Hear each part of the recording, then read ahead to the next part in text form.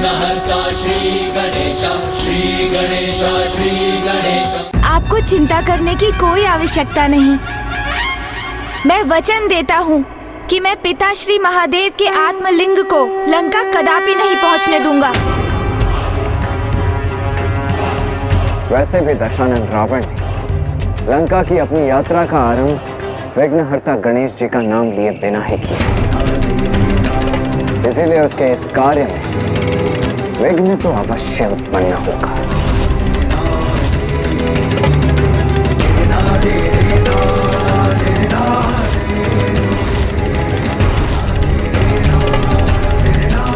ओम नमः शिवाय, ओम नमः शिवाय, ओम नमः शिवाय, ओम नमः शिवाय, ओम नमः शिवाय। प्रभु महादेव का ये आत्मलिंग तो मेरी कल्पना से कहीं अधिक भारी है। उड़ान भरो पुष्पक विमान, उड़ान भरो।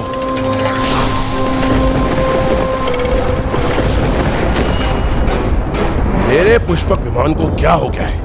ये उड़ान क्यों नहीं भर रहा? उड़ान भरो पुष्पक विमान।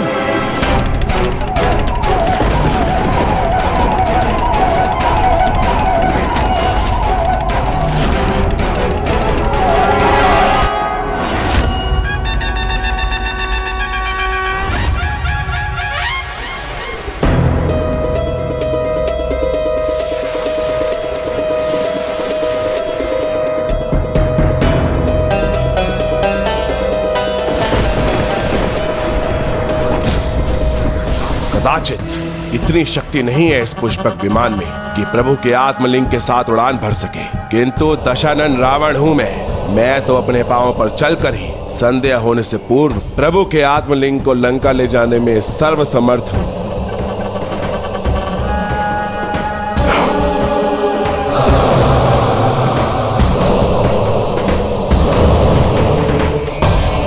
ओम नमः शिवाय, ओम नमः शिवाय, ओम नमः शिवाय।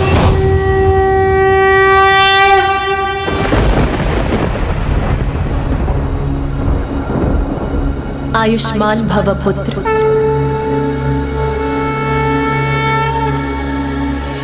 किंतु स्मरण रहे, आज तुम्हारी युक्ति का सामना मात्र दशानन से ही नहीं अपितु तुम्हारे पिता के प्रति भक्ति से भी।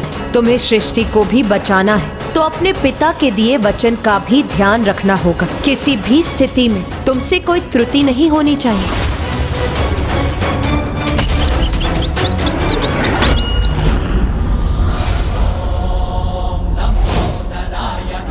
ओम नमः शिवाय।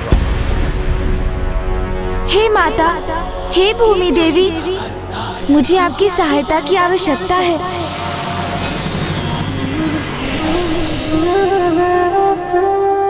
प्रणाम माता। माता, उस दुष्ट असुर राक्षस राज रावण को रोकने के लिए मुझे उनके मार्ग में अनेकों बाधाएं उत्पन्न करनी होंगी माँ, किंतु उसके लिए मैं धरती को कोई क्षति नहीं पहुँचाना चाहता। तो क्यों ना आप ही उनके मार्ग में अनेकों बाधाएं उत्पन्न कर दें, जिससे वो प्रभु महादेव को उनके आत्मलिंग स्वरूप में अपने साथ लंका ले जाने में असमर्थ हो जाए। माता, आप प्रथम पूज्य है श्री गणेश जी। आपके तो किसी भी कार्य में सहायक बनकर मैं कृतार्थ हो जाऊंगी। आप निश्चिंत रहें, मैं आपके आदेश अनुसार इस असुर के मार्ग में अनेकों विघ्न उत्पन्न करूंगी। हे दुष्टों के लिए विघ्नकर्ता गणेश, आपको कोटि कोटि धन्यवाद माता। कोटि कोटि धन्यवाद। ओम नमः शिवाय, ओम नमः शिवाय, ओम नमः शिवाय, ओम नमः शिवाय, ओम नमः शिवाय, ओम नमः शिवाय। या देवी सर्वभूतेषु रूपेण संस्थिता, नमस्तस्यै नमस्तस्यै नमस्तस्यै नमो नमः। या देवी सर्वभूतेषु शक्तिरूपेण संस्थिता, नमस्तस्यै नमस्तस्यै नमस्तस्यै नमो नमः। ओम नमः शिवाय। मेरे मार्ग में कौन व्यवधान उत्पन्न कर रहा है? मेरे समक्ष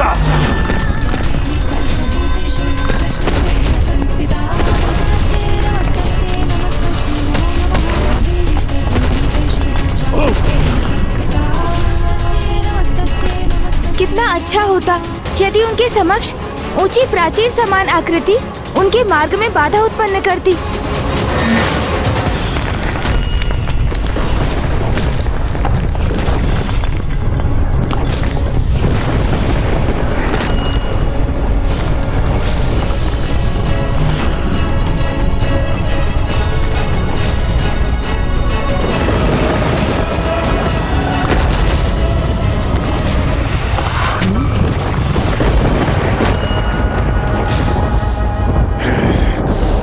बड़ी कठिनाइयों से अपने प्रभु महादेव के भोलेपन का लाभ उठाकर उनके आत्मलिंग स्वरूप को लंका ले जा रहा हूं मैं, तो अब उन्हें अपने वचन से मुक्त नहीं होने दूंगा मैं।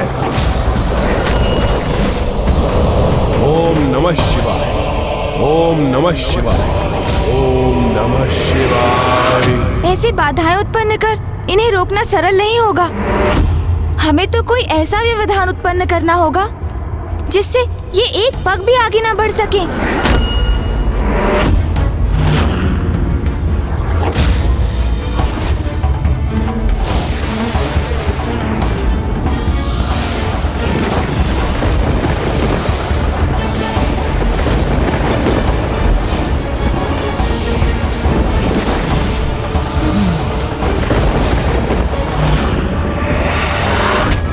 मैं भी इस मिट्टी के फसाव में धंसता जा रहा हूं। मुझे ही अपने बचाव का कोई उपाय करना होगा। शिव शंकर शंभो, शिव शंकर शंभो, जय शिव शंकर शंभो।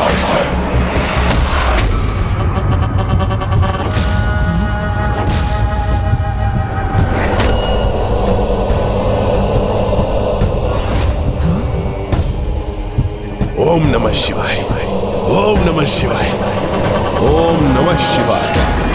तुम जो भी हो, आज मुझे नहीं रोक सकते। मेरे प्रभु का आत्मलिंग मेरे पास है, जो मैं लंका ले जाके ही रहूंगा। ओम नमः शिवाय। इन दुष्ट की भक्ति के पीछे तो इनका अनुचित उद्देश्य ही है, किंतु फिर भी प्रभु महादेव इनके हाथों में ही स्थित है।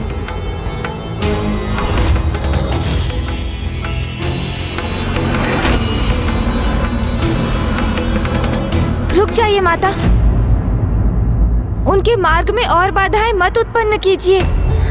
वो तो प्रभु के आत्मलिंग स्वरूप को अपने साथ ले जा रहे हैं, इसलिए हम उनके मार्ग में जितनी भी बाधाएं उत्पन्न करें, उन्हें रोकने में तो हम असमर्थ ही रहेंगे ना माता।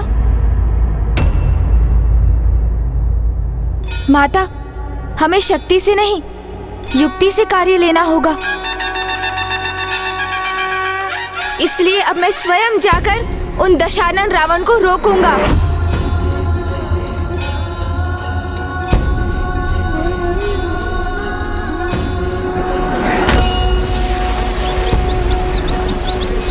इस सर्वशक्तिशाली रावण को कैसे रोकेंगे गणेश जी? ओम नमः शिवाय। ओम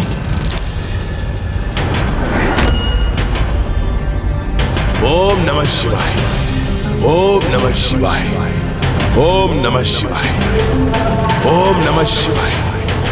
ओम नमः शिवाय।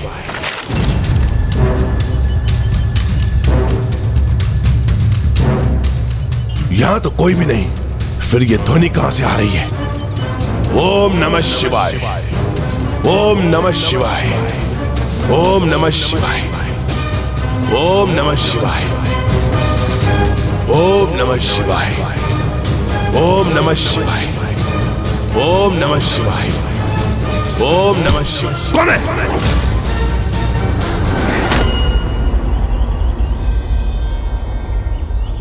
यात्रा लंबी है, इसलिए सर्वप्रथम मुझे यह सुनिश्चित करना होगा कि कोई मेरे मार्ग में बाधा उत्पन्न न करे।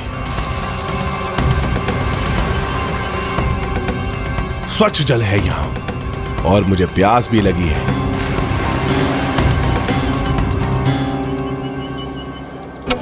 किंतु अभी भूख प्यास कुछ नहीं। सर्वप्रथम मुझे संध्या होने से पूर्व ही लंका पहुंचकर प्रभु के आत्मलिंग की स्थापना सुनिश्चित करना होगा। फिर ही रुकूंगा अथवा विश्राम करूंगा।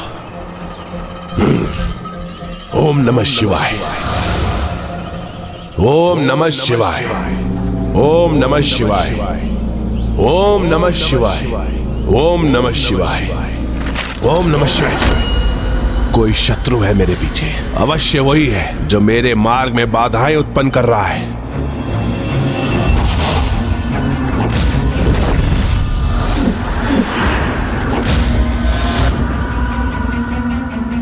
किसे ढूंढ रहे हैं दशानन रावण?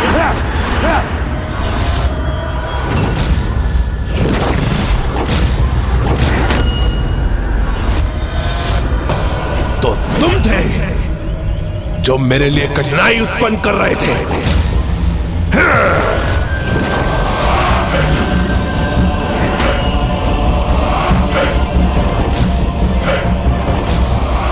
इस दुष्ट असुर राज रावण ने तो महादेव द्वारा दिए गए चंद्रहास को ही उनके पुत्र पर प्रहार करने हेतु उठा लिया है। गणेश जी चंद्रहास का सम्मान अवश्य करेंगे, उसका कोई उत्तर नहीं देंगे वो। किंतु फिर वो भला इस दुष्ट असुर का सामना कैसे कर पाएंगे? मेरे मार्ग की सभी बाधाएं तुमने और उन देवताओं ने उत्पन्न किए होंगे, और अब मेरे प्रभु के आत्मलिंग के लिए आए हो ना? सर्वथा उचित समझा आपने। पिताश्री की आत्मलिंग के लिए ही यहाँ आया हूँ मैं।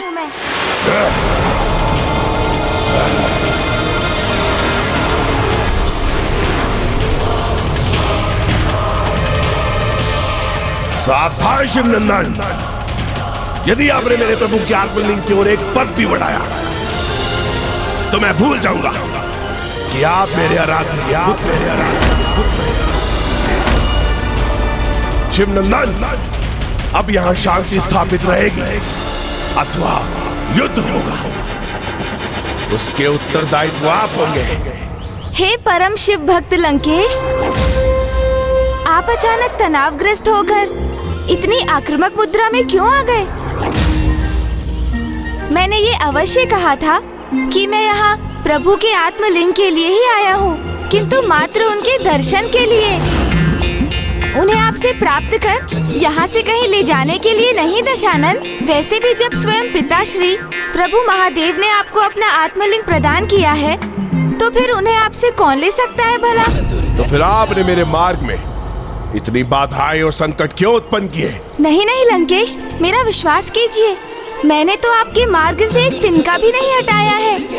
आप स्वयं ही विचार कीजिए, यदि मैं आपसे प्रभु के आत्मलिंग को छीनने का प्रयास करने आता तो ऐसे निशस्त्र होकर तो कदापि नहीं आता ना। फिर तो मेरे पास अवश्य ही आपके समान हाथों में कोई शक्तिशाली अस्त्र होता ना।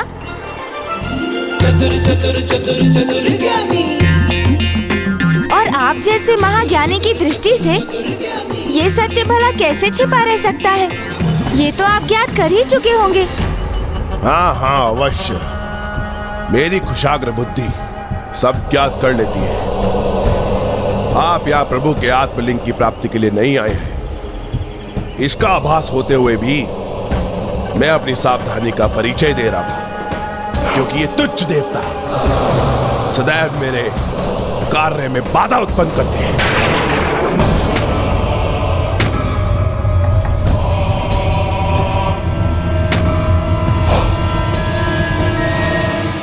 मैं तो बस ये देखना चाह रहा था कि आपका भेषधर कोई देवता तो नहीं है मेरे समक्ष। राक्षस राज लंकेश, आप चारों वेदों और 6 शास्त्रों के प्रकांड विद्वान हैं, 10 महाविद्वानों के समान बुद्धिमान हैं, आपके 10 ज्ञान से परिपूर्ण शीश है। आप तो महाज्ञानी हैं दशानन जी, फिर भी आपको मूर्ख बनाना सरल है। ये क्या कह रहे हैं गणेश जी आप? कदापि नहीं दशानन जी, मैं तो यही कह रहा हूँ कि आपको मूर्ख बनाना कदापि सरल नहीं है। आप तो स्वयं परम ज्ञान सागर ब्रह्मदेव के पौत्र हैं, अर्थात आपके भीतर तो उन ब्रह्मदेव का अंश समाहित है जो त्रिदेवों में से एक है, जो अपने कार्य से कदापि नहीं भटक सकते। फिर भी आपको भटकाना सरल है? कदापि नहीं अलंकाधिपति, संगीत में आपसे निपुण तो कोई नहीं। आप जिस प्रकार अपनी वीणा का वादन करते हैं, उसमें कोई भी आपकी धुन में रम जाए।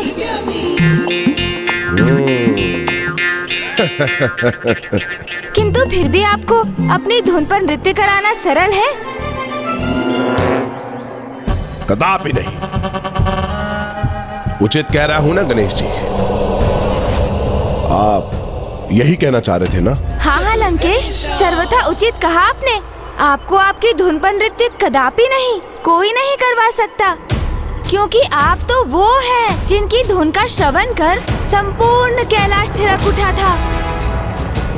स्वयं प्रभु महादेव आपकी धुन पर गतिमान हो उठे थे। कराल भाल भव्यवाढ्यमित धिमित धिमित ध्वनन मृदंग तुंग मंगल ध्वनिक्रम प्रवर्तित प्रचंड तांडव शिव। आप तो वो हैं जिन्होंने शिव तांडव स्रोत की रचना की है, जिन्होंने कैलाश को ही अपने स्थान से अस्थिर कर दिया।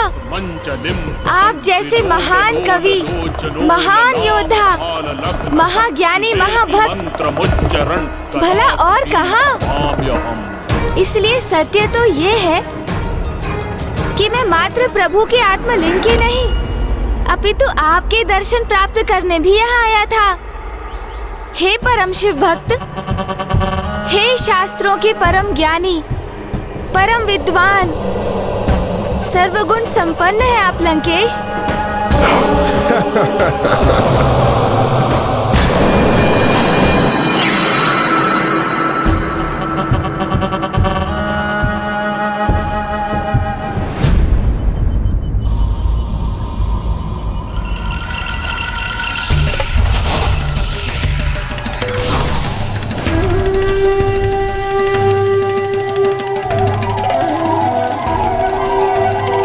अगर आपने मेरे दर्शन कर लिया हूं तो मैं आगे बढ़ूं, क्योंकि मेरे पास व्यर्थ समय नहीं है गंवाने के लिए।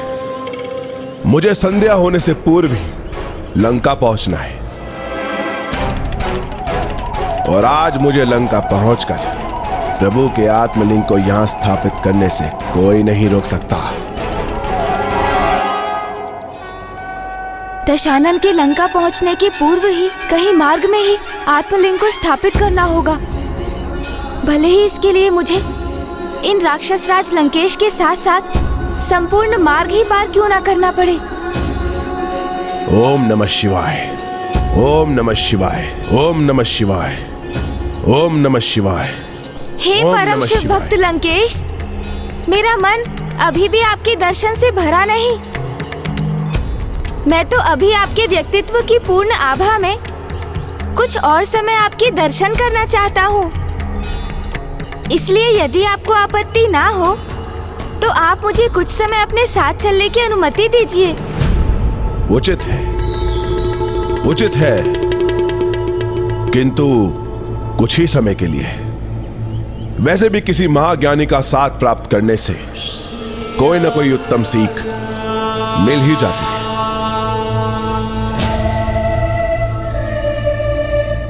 ओम नमः शिवाय, ओम नमः शिवाय, ओम नमः शिवाय, ओम नमः शिवाय।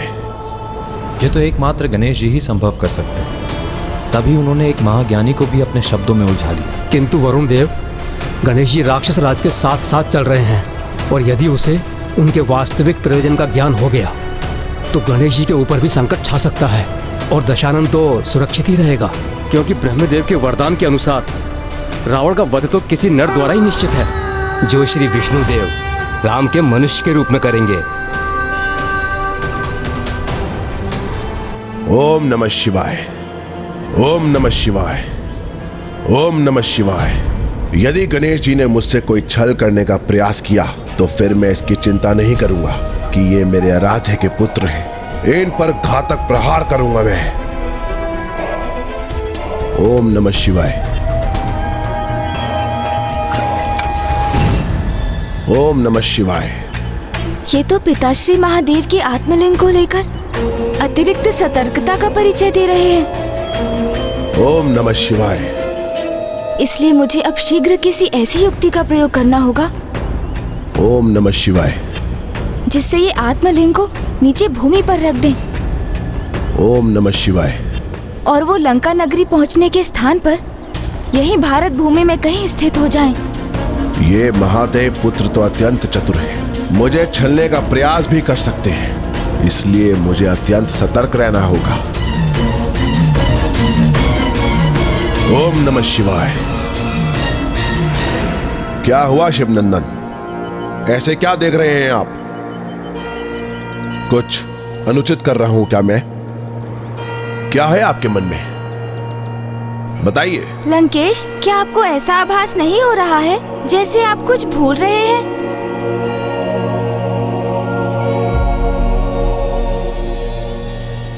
एक बार को तो सूर्य देव भी भोर में प्रकट होकर अपनी रोशनी देना भूल सकते हैं, किंतु मैं दशानन कुछ नहीं भूलता। यही प्रश्न तो मेरे मन में भी उठा था कि वो परम भक्त, परम ज्ञानी असुरराज लंकेश, जो कभी कुछ नहीं भूलते हैं, वो भक्ति से संबंधित इतनी गूढ़ बात कैसे भूल रहे हैं?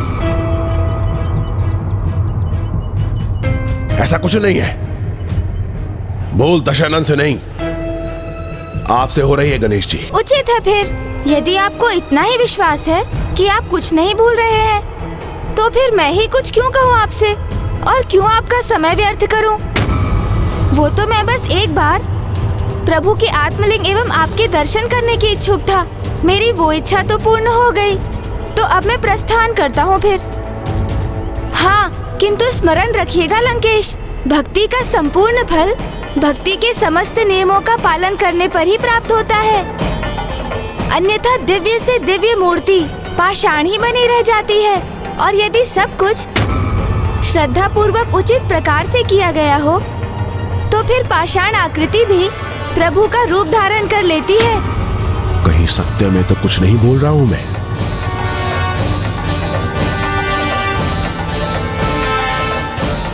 ज्ञान के देवता हैं गणेश जी, शिव पुत्र हैं, वो असत्य तो नहीं कहेंगे, तो संभव है कदाचित मैं ही कुछ बोल रहा हूं।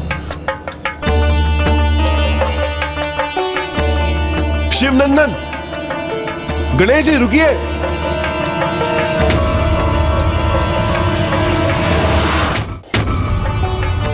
गणेश जी रुकिए, गणेश जी रुकिए। प्रस्थान करने की इच्छा है तो अवश्य कीजिए, किंतु मुझे बताते तो जाइए कि मैं क्या भूल रहा हूं। आपने इतने विश्वास से कहा था, अवश्य कोई मैं बड़ी बात ही भूल रहा हूं, बताइए ना मुझे। ओहो लंकेश, भूल जाइए कि मैंने ऐसा कुछ कहा था आपसे। शिवनंदन, मेरी बात तो सुनिए। गणेश जी, आप मुझे इस प्रकार निराश मत कीजिए, बताइए ना, अन्यथा मैं आपका इसी प्रकार पीछा करता रहूंगा। बताइए। भूल गए क्या? आपने ही तो इतने विश्वास से कहा था कि आप कुछ नहीं भूलते, तो फिर मेरे कुछ कहने का क्या लाभ लंकेश? आप तो रहने ही दीजिए लंकेश, उचित है मैं प्रस्थान करता हूँ। ज्ञात नहीं गणेश जी के मन में क्या योजना है, किंतु जो भी है वो अत्यंत सुदृढ़ है। कृपया करके आप मुझे बता दीजिए पार्वती नंदन कि मैं क्या भूल रहा हूँ।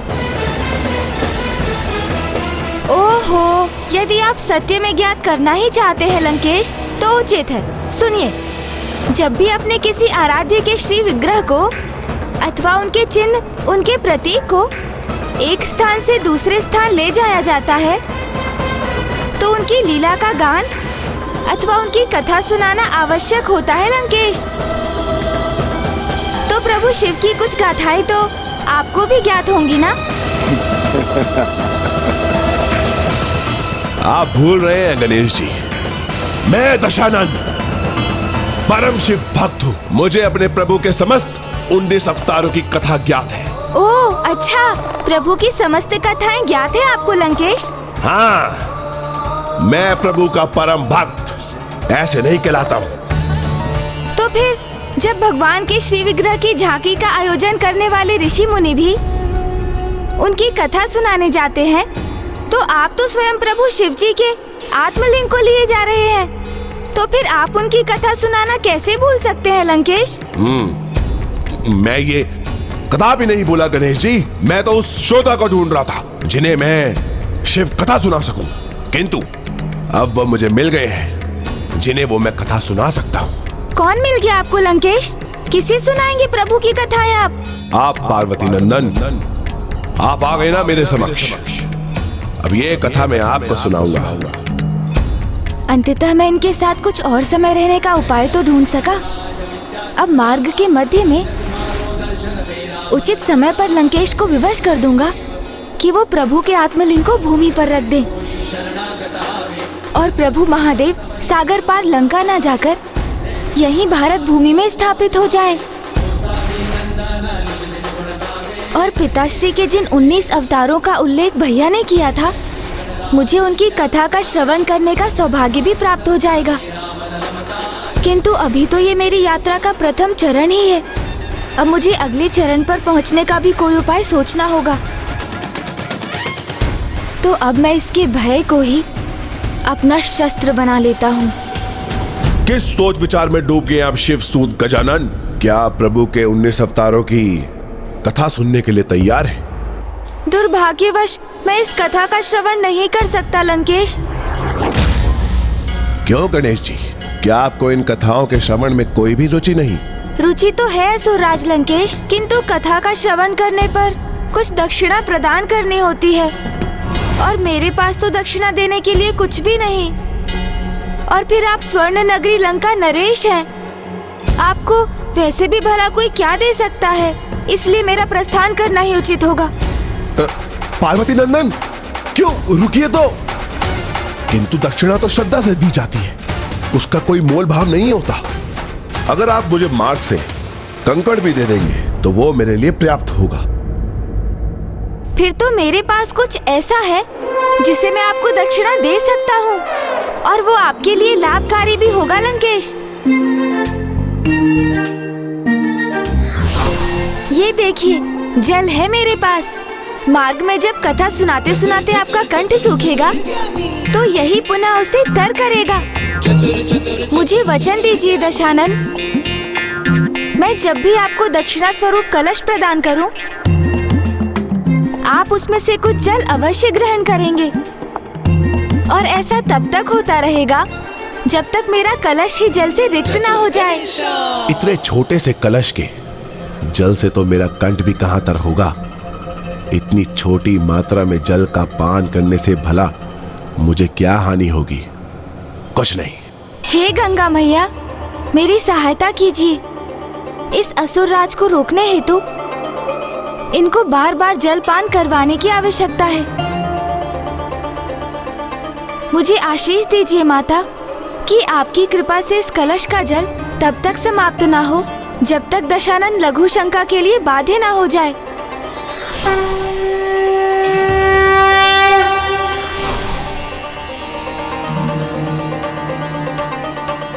मैं वचन देता हूं, कथा के मध्य जब भी आप मुझे दक्षिणा स्वरूप ये जल देंगे, मैं उसे अस्वीकार नहीं करूंगा।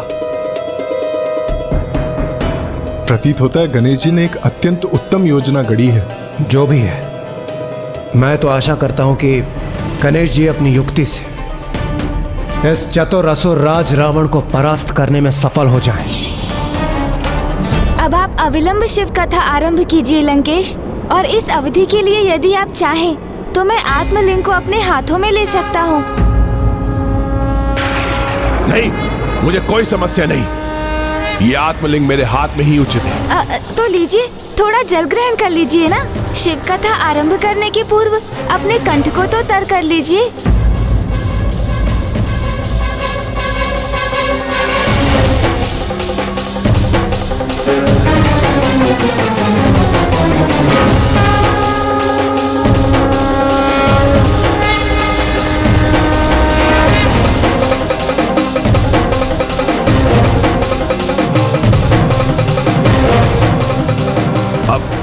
ध्यान लगाकर सुनिएगा मेरी कथा।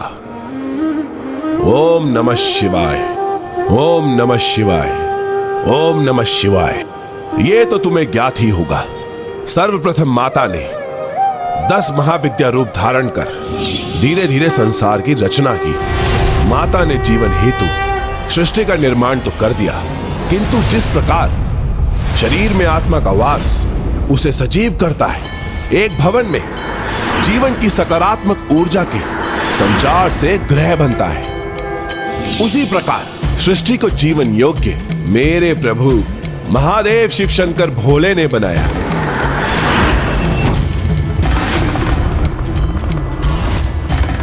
मानव जीवन उद्धार के लिए प्रभु ने 19 अवतार लिए और उनके हर एक अवतार ने मानवता को जीने के लिए एक सिद्धांत दिया और इन 19 अवतारों से मानवता को 19 सिद्धांत प्राप्त हुए जिसका पालन कर मनुष्य इहम अर्थात यहाँ, परम अर्थात यहाँ के बाद जब उनकी आत्मा का परमात्मा से मिलने हेतु प्रस्थान हो चुका, दोनों ही अवस्था में आनंद का अनुभव कर सकता है। और इस सब का आरंभ हुआ प्रभु के प्रथम अवतार पिपलाद से।